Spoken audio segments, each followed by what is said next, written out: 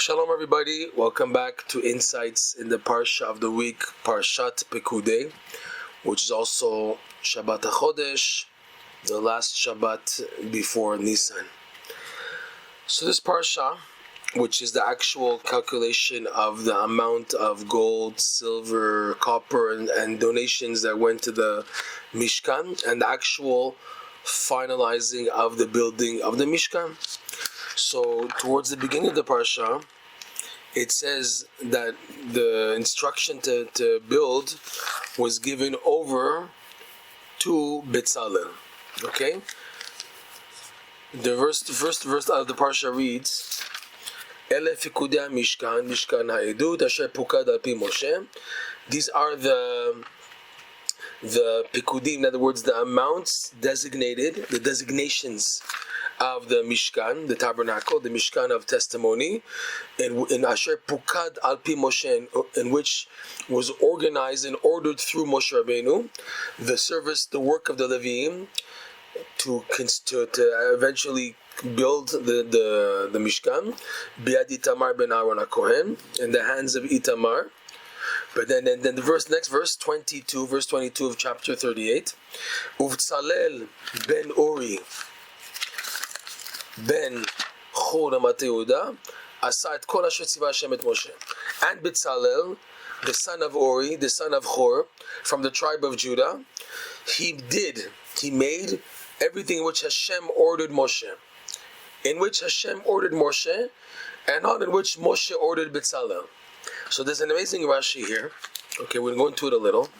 So Rashi says on this verse, like we pointed out, Asher tziva oto Moshe ein ktiv kan, that which Hashem commanded Moshe, that's what Betzalel did. That's not what's written here. Rather, what's written here, kol asher tziva Hashem et Moshe, everything which Hashem ordered Moshe, Betzalel did. As if like he's outside of it, and yet he knew what Hashem ordered Moshe.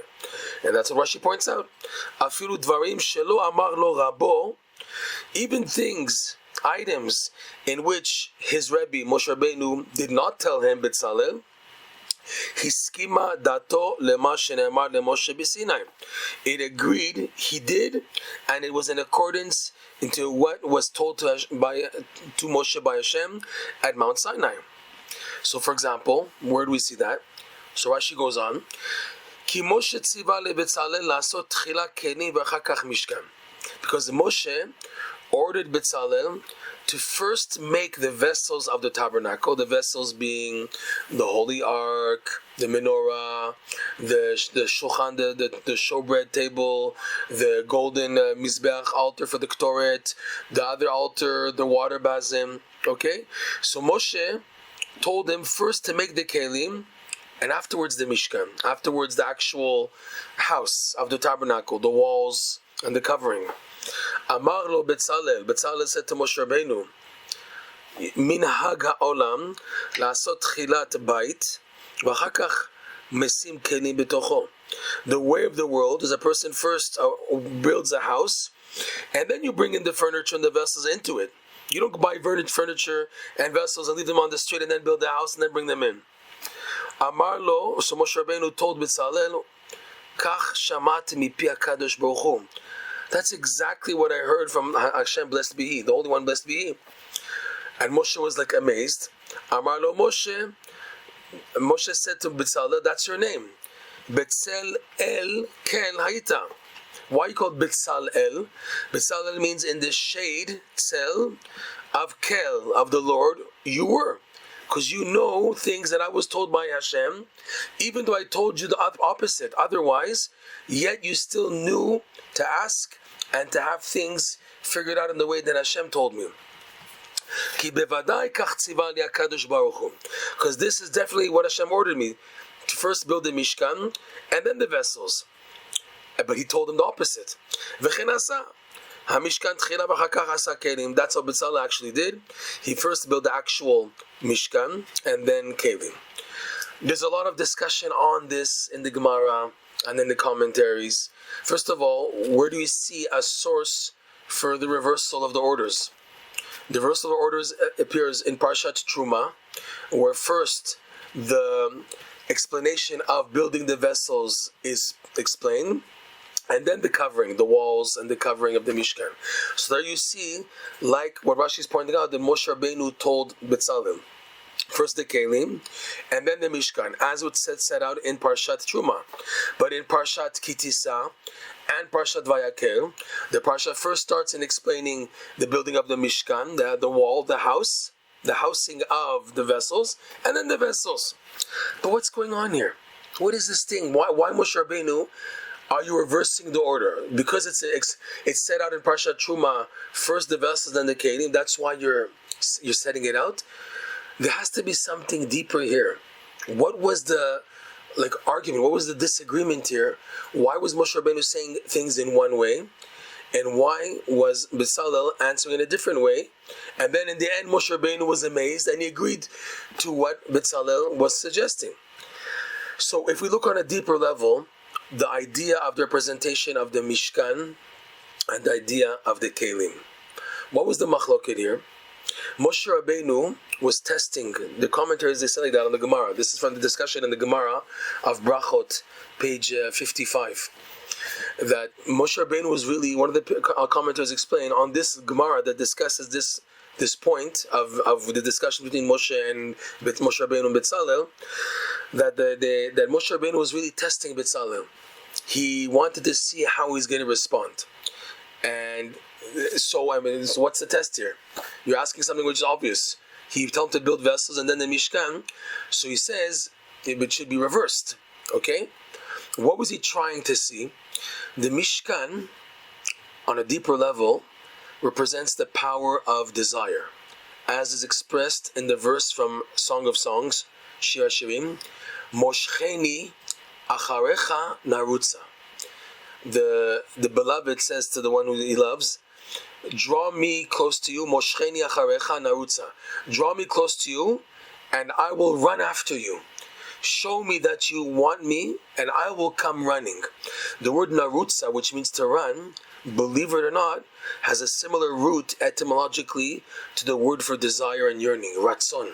Ratz, one is to run, and one is ratzon, which also his root is reish tzadik. The meaning, the Mishkan, the idea of the Mishkan, is the drawing energy, like a gravitational energy, to draw a person to yearn for Hashem. That's the idea of the Mishkan. The keilim are the vessels that a person creates. The keilim of the temple, in other words, is also symbolic of every Jew, because every Jew, believe it or not, the Kabbalah, the Zohar, talks about the shape and the pattern of the vessels in the Mishkan, where the Holy Ark was placed, and then you had the menorah and the showbread and the golden altar, and then lower down in the second section outside, the copper altar for the mizbeach, for the sacrifices. Those are shaped, the Zohar points out, in the format of the sfirot, and the sfirot also have a later developed, in other words, digressed parallel in the human being. Right, left, center. The head also has a right, left, center. The parallel of the Sfirot parallels the human body, and also the setup of the Mishkan. When you look at the Mishkan, not just flat, but you lift it up, where you see the Holy of Holies on top as the head, and then you have the parts, the menorah, the mouth, the ears, the nose, the brain is the inside of the ark, the Holy of Holies. And then you have the menorah, the showbread, like we said, and the golden altar. And then down below is the mizbeach, which is like the heart, okay? You have various parts referring to the parts of the anatomy of the human body, which represent divine energies, divine levels of holiness. So the keilim are the keilim that we create to allow to be available within them Hashem's infinite light. This is discussed in Likutey Moharan, lesson 24. That you have vessels that a person creates by serving Hashem with joy, and eventually he goes up and up and up to develop the blessing of intellect, and then levels of emunah, and this allows a person to access the Keter. But then the Keter prevents a person from going forward to perceive the infinite light. The person experiences what's called a betisha, a push backwards, in order to create vessels. So going back, Rabbi Nachman teaches also in that lesson that when a person is pushed back, he's expected to yearn to yearn for the light. He's been pushed back, so what can he do at that time? To yearn to come back to Hashem. That yearning activates vessels. So on a deeper level, the discussion between, or the presentation that Moshe Rabbeinu was giving, he wanted to see how Betzalel would respond. So he said, first vessels, and then Mishkan. First create the vessels, make the vessels exist, that they should be vessels for the divine infinite light, and then let there be the Mishkan, which is the power of drawing and ratzon. In other words, the ratzon and the yearning for the infinite light will be a result of the vessels. And Betzalel said, no, that's not the way. The way to create the vessels is by yearning. The yearning, which is created by being pushed back by the Keter, this wall called the Keter, by being pushed back and yearning, that comes first. That's the Mishkan. That's the house. That's the real vessel that allows for the vessels to be created. The 9 vessels, which are represented in the certain vessels of the Holy Temple, of the Mishkan. Moshe Rabbeinu was amazed, and he says, now I know why you're called Betzel Kel. Betzel means in the shade. In the shade means not in the light.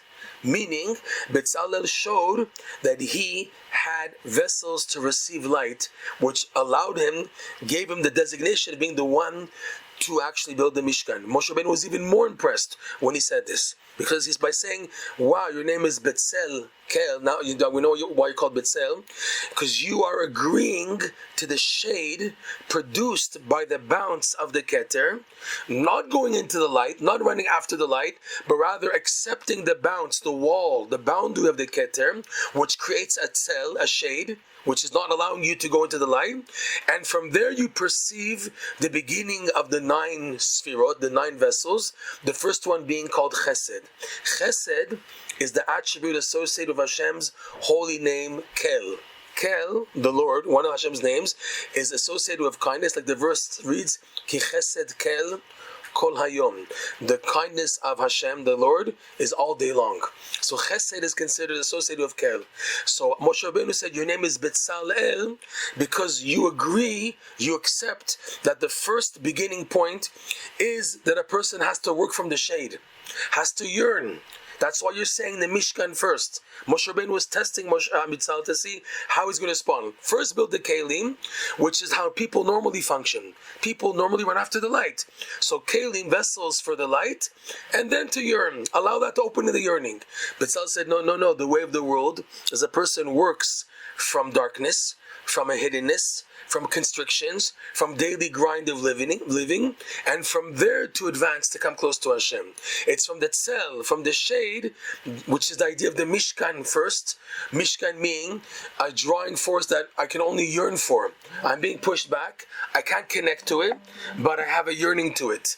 And that's the idea of the Mishkan, Moshech, the gravitational pull, which is the idea of ratzon, like we said from the verse in Shir Hashirim, Moshcheni, Acharecha narutza, I'll run with my yearning to come close to you. I can't do it because of the wall, so all I can do is to yearn. The yearning goes forward, and Moshe Rabbeinu was impressed. So this was really the deeper meaning, if you want to say, of the discussion between Moshe Rabbeinu and Betzalel, and he passed the test. Moshe Rabbeinu, according to several opinions in Gemara, was actually testing Betzalel, and he passed the test. First Mishkan, and then keilim. First Koach HaMoshech, the meshicha, the drawing, which is the idea of activating a person's yearning, which can only be activated if a person is distanced from something. When he's pushed back, he's in the shade, he's not in the light. He's in the shade, and from there he sees from far the light. He can't get to it. He knows it's there, but he can't go to it. So all he can do is to yearn for it. That's the Mishkan first, which allows afterwards for the keilim, which serve to be as vessels to contain within them the infinite light.